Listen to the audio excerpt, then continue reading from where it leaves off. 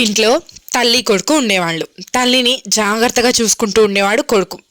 తల్లి రోజు రాత్రి పడుకునే ముందు నిద్ర మాత్రలు వేసుకునేది. నిద్ర మాత్రలు వేసుకుంటేనే ప్రశాంతంగా నిద్రపోతాను అనే భావనలో ఉండేది. అలా కొంతకాలం గడిచింది. కొంతకాలానికి కొడుక్కి పెళ్ళయింది.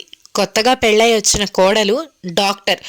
డాక్టర్ కదా, నిద్ర మాత్రలు వేసుకుంటే వచ్చే సైడ్ ఎఫెక్ట్స్ గురించి అత్తగారికి వివరించింది.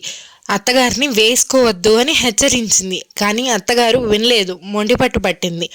ఇంతలో కొడుకొచ్చి తల్లికి ఒక టాబ్లెట్ ఇచ్చి నిద్రపుచ్చాడు. తల్లి కూడా నిద్ర మాత్రలు వేసుకున్నాను అని ప్రశాంతంగా నిద్రలోకి జారుకుంది. నువ్వు నీ తల్లిని మోసం చేశావు కదా అని అడిగింది భార్య తన భర్తని. నేనేం మోసం చేశా అడిగాడు భర్త. నువ్వు నిద్ర మాత్రలని చెప్పి బలం టాబ్లెట్స్ ఇచ్చావు కదా, అది మోసం కాదా అని అడిగింది భార్య. మా అమ్మ కూడా నా చిన్నప్పుడు చందమామ వస్తాడు అని చెప్పి నన్ను మోసం చేసి చాలానే తినిపించిందిలే, ఇదేం పెద్ద మోసం కాదు అని బిగ్గరగా నవ్వుతూ చెప్పాడు భర్త. కొన్నిసార్లు మోసం చేసినా మంచికేలే అన్నాడు.